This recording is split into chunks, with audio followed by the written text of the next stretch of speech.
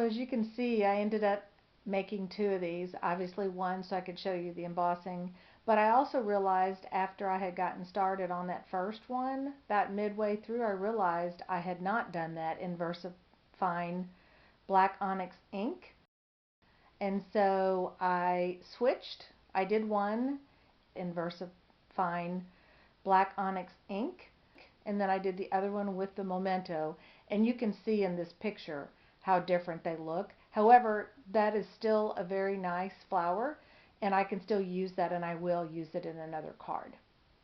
So washi tape.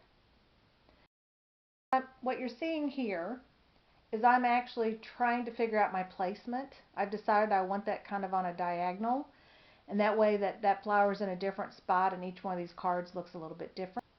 Well, to do that, I decided I need a little bit of a white space below where that angle is already cut. So now I'm cutting it on an additional white piece of paper so that I can put that border around it and it will stand out just a little bit.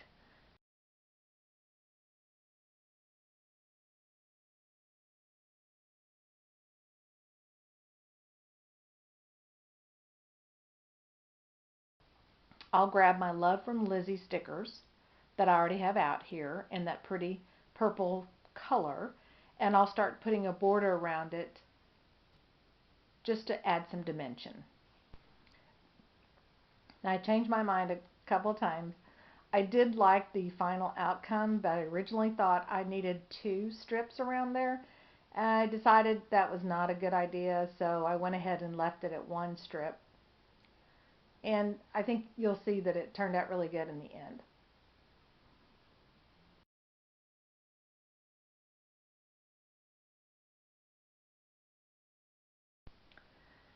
So unfortunately I lost a little bit of footage. As you see here, I have my Grape ink out, and I've already taken a base piece of paper, White Daisy, 4 by 5 1/4, and I've already run it through my embossing machine. I have some just Swiss dots embossing, and I'll link in the description box something similar to that for you. So this is an old embossing folder. They last a very long time, as well as they just seem to really add dimension and texture to your cards. So here I am taking my Miracle brush, my picket fence brush, I call it my Miracle brush, and going around the edges to try to give that base just a little bit of color. So, you know, the top is going to be a beautiful flower, as you see here. And I've added just a little bit of color onto those Swiss dots so that there's a little bit of contrast and it's not such a stark white. That's one of my favorite things to do.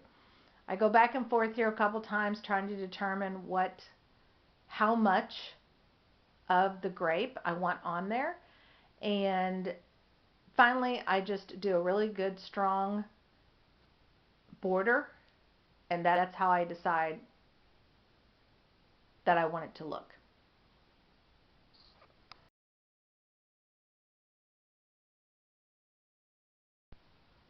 Next, I did not have any grape paper handy, so what I did is I grabbed something out of my stash, which was the eggplant paper that we used to carry some time ago. Unfortunately, it's retired, but the grape paper works just fine. And I grabbed that because that's going to be actually my card. And I'm going to put this, I think it's a really good border around this card. Lots of purple. Feel like I did a lot of purple on this one. I haven't done that in a while. So now I'm just putting the card together, adding everything together, putting some dimension on the back of the corner top piece of the card, as well as, you know, using my fun foam trick, as well as, you know, attaching everything to the card base.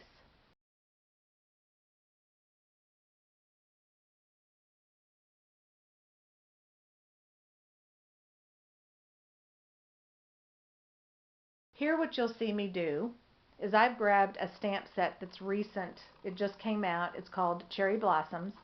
I grabbed it because I really liked the Thinking of You sentiment. So I am going to use that for this card. I'm actually going to attach it to the bottom of that flower in the angled area.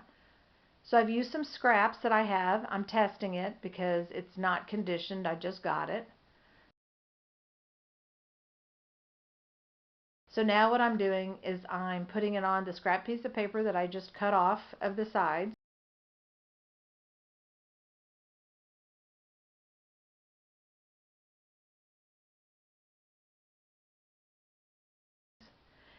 Cleaning it, of course, with my Stampin' Shammy. Using my mat to line up Thinking of You. Again, conditioning it, trying it one time to see how it's going to stamp. And then I'll just add it here. Grab my oval die cut and then attach it to the card. Now I also grabbed, because I wanted that ink to be black, I grabbed a piece of black and white ribbon to add to the bottom. So I did want to quickly show you the new May-June catalog. Show you that with a $50 purchase, then you can purchase the stamp of the month, shown here. So last but not least, I wanted to add just a little bit more embellishment onto this card. I realize it has a lot, but I thought it could use just a few more things. So I grabbed the In This Together dots. Again, the information will be linked in the description box.